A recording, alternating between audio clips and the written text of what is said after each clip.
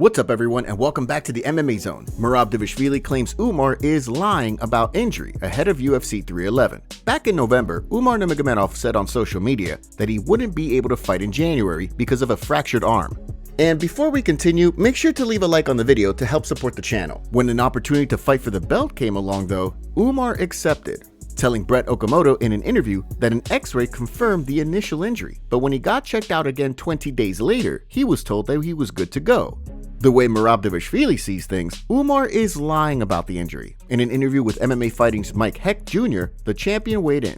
He's guy. It is you know, I had injury, big injury, but I don't mentioning this. I'm not bringing up this. Everybody has an injury and every professional fighter has an injury. I saw he was punching bags very good when he arrived in Vegas. You can go and see in the video he posted. He was punching bag. And if you have any problem with the hand, you won't be able to punch the bag. And then he was punching bag very normal. And I think he was just mentioning this, making some excuse. From the sounds of things, regardless of whether or not Umar was in fact dealing with an injury back in November, he's heading into Saturday's fight ready to throw down and capture UFC gold. Joe Rogan sends a warning to Merab Dvalishvili ahead of UFC 311. During his recent Protect Our Parks episode, Joe Rogan praised Umar Nurmagomedov and warned everyone about not only his elite grappling, but his elite striking and former background as a kickboxer. Here's what Rogan had to say. Who's that new guy who beat O'Malley? That guy's pretty vicious. Oh, Merab Dvalishvili. He's fighting this weekend against the toughest guy he's ever faced. He's fighting Umar Nurmagomedov. Whoa. Umar is Khabib's cousin, and he's a savage. They're animals. Those guys, their strength and conditioning routine is crazy. Yeah. But he's different than Khabib in that he's a striker. Like, he's got wicked wrestling and wicked submissions, but he started off as a kickboxer. His kicks are nasty.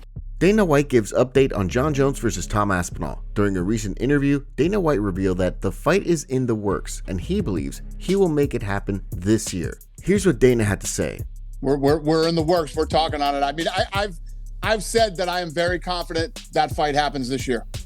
What would, I don't want to say what's holding it up, but what's holding it up? Nothing's holding it up. It's just a matter of getting it done. You know, this stuff it's not as easy to put these type of fights together as people think they are. They take time but we'll get it done. You can't just snap your fingers and make that happen. Hey, like I wish. You two dudes, man. You two dudes fight.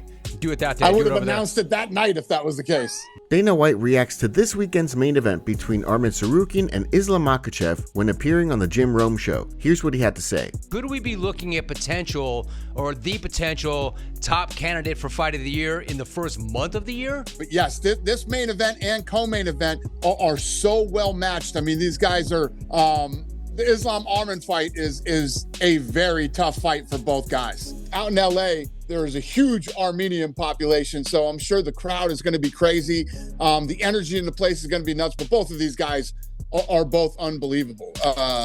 It's a tough fight for both guys. Like 10 first-round finishes for Islam, 9 first-round finishes for Arman. Their styles are very similar, and I honestly couldn't tell you who I think is going to win this fight. It's going to be a war. And when asked about the location change of UFC 311, Dana White shut down rumors of relocating outside of LA. Yeah, that's kind of the vibe that I've been getting from people that are going. They're excited to go to the fight and not think about what's been going. What's crazy is I was there the night the fire started. I was actually out there for meetings, and that was the first night, and it felt really crazy for people that aren't in LA. And you're used to seeing, there's fires, in Southern California or whatever. This was a whole different vibe and feeling, and it's only gotten worse. So yeah, I think this is definitely going to be a boost for the people who live there. MMA community goes off on UFC coach. The first card of the year wound up delivering more than just some memorable fights. It also produced what some members of the MMA community think was an early stoppage in the Chris Curtis-Roman Kopylov fight. After getting head kicked with just moments left to go in the fight, Chris Curtis dropped to his knees, forcing referee Mark Smith to step in and call off the bout. On the Verse Us podcast this week, Curtis's coach, Extreme Couture head Eric Nixick, weighed in, saying that although the blame lies on Curtis for getting head kicked, ref Mark Smith let Kopylov get away with way too much during the fight, despite the fact that backstage before the two walked out, he and Curtis warned Smith that Kopylov would try to stall during the fight. The referee comes in and asks, "Do you have any questions or concerns?" Chris Curtis went on and said, this guy will find ways to stall. What are you going to do if and when he does stall something different than the way he handled it in the fight? Right. That's what I'm off about. You never get 3 timeouts in a fight. So, number 1, spit his mouthpiece out. After Kopylov spit out his mouthpiece, he then hit Curtis below the belt and poked him in the eye without losing a point. When Nixick asked Smith during the fight why a point wasn't being taken, he says he was waved off. The MMA community was quick to weigh in on his comments, with some taking aim at Nixick. As a coach, this is a bad look. Take responsibility, man. Curtis at best won 1 round. Both fouls were accidental, acting as if he blew his mouthpiece out on purpose. Come on, Eric. Another fan added, now I see where Curtis gets the making excuses from. Will be interesting to see what excuses he has when Drake is cold Sean and sends it back to headlining meaningless Apex events. Another replied, if you don't even attempt to stand up, the ref may call the fight. Chris just stayed down, did not even try to get up. A ref could and often will interpret that as a fighter who no longer wants to fight. One member of the MMA world weighed in, writing, that's interesting that he sees it that way because I think Mark Smith is a really good referee compared to all the others. I see where he's coming from. When there's 2 fouls in the same round, but you rarely see a point taken from 2 different illegal strikes in 1 round. Another ripped Curtis and Nixick. LMFAO, he got put on his face. Your fighter lost and is always full of excuses. Seems like Coach Eric is starting to take the same approach. Fighting 2 people, yes, yourselves and the guy across from in the cage, not the ref. Another was on the fence about his comments. He makes good points but also makes some bad ones. 1, the ref is under no obligation to take a corner's word on what their opponent will do. 2, the ref is not supposed to take the clock into consideration at all. It doesn't matter if there's 3 minutes on the clock or 3 seconds. Others agreed though with MMA Junkie's Dan Tom, saying, no lies detected from Eric Nixick. Again, it's not about intent, it's about the effect. I know there's a precedence for refs not taking points, but that doesn't make it right, as it's now arguably worse. I know I definitely went hard on this point in my latest SBC appearance. Luke Thomas added, as we discussed on Morning Combat, referees in MMA have allowed fouls to proliferate without penalty to the point where either fighters are admitting they're committing them intentionally, or you can't tell, but the fouls are still extremely disruptive to game plans. Home of Fight's Jake Knocker shared his thoughts as well.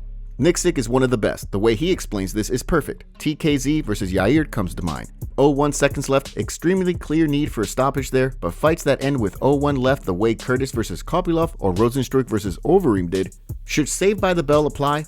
Another weighed in on Kopylov's fouls, writing, he is correct about this, completely changed the momentum in the fight, and was clearly intentional. So far, no response from referee Mark Smith. Nate Diaz accuses Islam Makhachev of lying. Back in December, Islam Makhachev, Nate Diaz, and their respective teams got into a bit of a backstage altercation, with Diaz in the building for Kron Gracie's UFC 310 weigh-in and Makhachev on site for the UFC 311 press conference. Things got pretty tense, but according to the lightweight champion, a few weeks before that, the two ran into each other in an elevator, and Diaz was all respect. The clip of Makhachev talking about the situation with Demetrius Mighty Mouse Johnson has been making its way around social media over the past week, but according to Nate Diaz, it's total In an Instagram comment, the Stockton superstar accused Makhachev of lying about a respectful elevator encounter, while alleging that he had no idea Makhachev was a part of the group that he threw a water bottle at. What the hell is going on? I didn't even know Islam was there. I don't even know which one he is. I was just there to corner my boy, and these 2 Ewoks were threw a bottle at me, looking for clout. Like, what the did I do, lol? And I never saw this guy in an elevator. WT. I thought religious people didn't lie. What the is happening? And what the happened to Champion? All you had to do was say yes, champ. Even though Diaz doesn't have any teammates fighting on the UFC 311 card this weekend, considering that the event is going to go down at the Intuit Dome in California, Diaz and his team could make the trip down from Stockton to attend. Aljamain Sterling says Merab's wrestling will make him win at UFC 311. Umar Nurmagomedov might have 7 career wins by submission and 9 wins by decision, but heading into his UFC 311 showdown with Merab Dvalishvili this weekend, Aljamain Sterling thinks that Umar's going to be in for a rough night in the grappling department. In a video for his YouTube channel, Sterling explained that after seeing Umar grapple with Corey Sandhagen during their August fight in Abu Dhabi, he's pretty confident that the champion will get the better of their grappling exchanges on Saturday night. If you guys don't think Merab is going to be ready for these grappling exchanges, I mean, if Corey Sandhagen could get ready, a guy who's not coming from the grappling background at all, what do you think Merab is going to do? Like, you guys just don't know, man. You guys just don't know. Respectfully, you guys just don't know.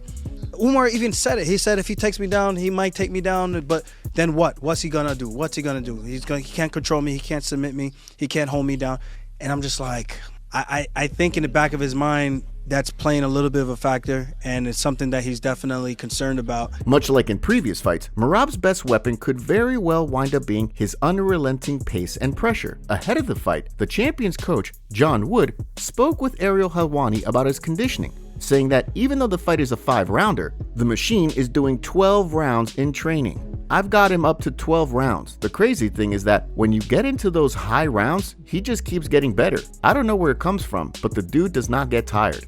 With fight night right around the corner, only time will tell how this one plays out. UFC fight updates. Heading into this weekend's pay-per-view card, we've got some new additions to the UFC London card in March. But before we get to that, we've got a cancellation for the UFC 312 card down under next month. According to Marcel Dorf, the flyweight bout between Ray Tsuruya and Stuart Nickel is off, with Tsuruya explaining the situation on social media, writing, "The match was cancelled due to an injury to the opponent. I'm always ready." On a brighter note, we've got 3 new additions to the UFC Fight Night London card in March, with Lorna Kavanaugh set to fight Felipe Dos Santos, Jai Herbert set to face Chris Padilla, and Leon Edwards set to face Jack Della Maddalena.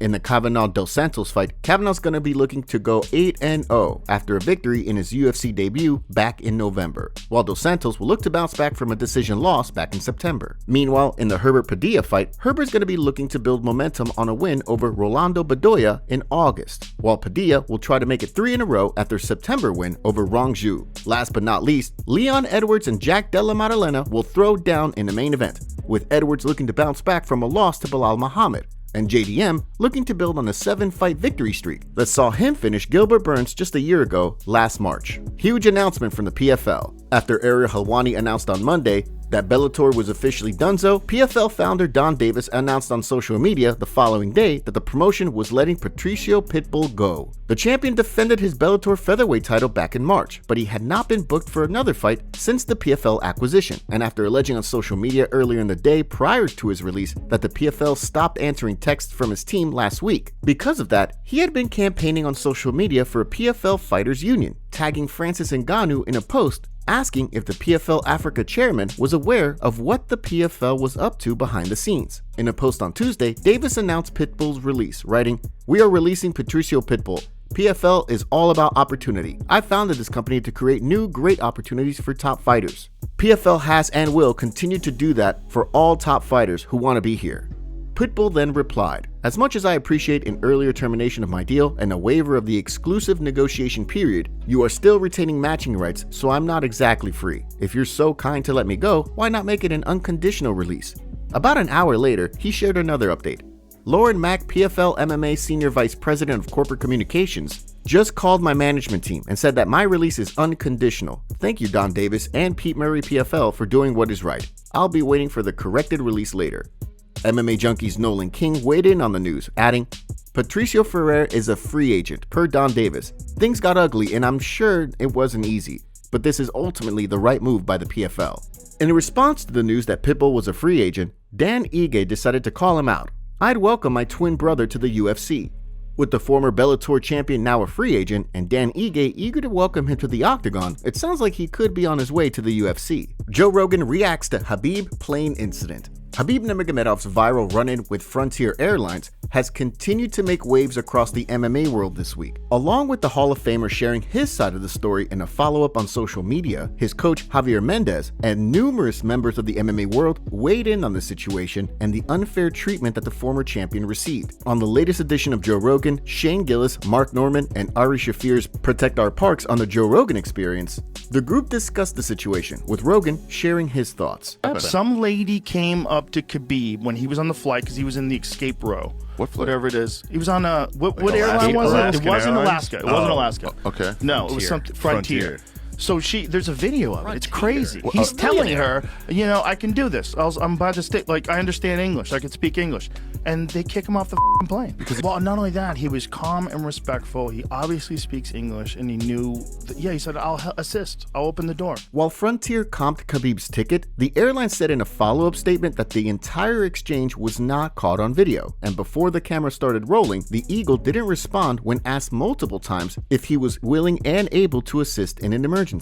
During the exchange that was caught on video, however, the former champion said that he was well aware of the obligation sitting in an exit row comes with. As Javier Mendez indicated in an interview earlier this week, while the rest of the MMA community might be up in arms over the situation, knowing Khabib, the Eagle had already moved on. And before we continue, we have a favor to ask. Help us reach 200,000 subscribers on MMA Zone by subscribing and turning on notifications for daily MMA content. Seriously, we rarely miss a day. Khabib being kicked off a Frontier Airline flight. What the is he doing on Frontier Airlines? Yeah, that was my question. This kid's got more money than anybody, but that's how humble he is. He's flying on that piece of airline. That's how dumb they are on Frontier Airlines. If there's anybody you want in that position, it's Khabib Nurmagomedov. Yes. Good job, Frontier Airlines.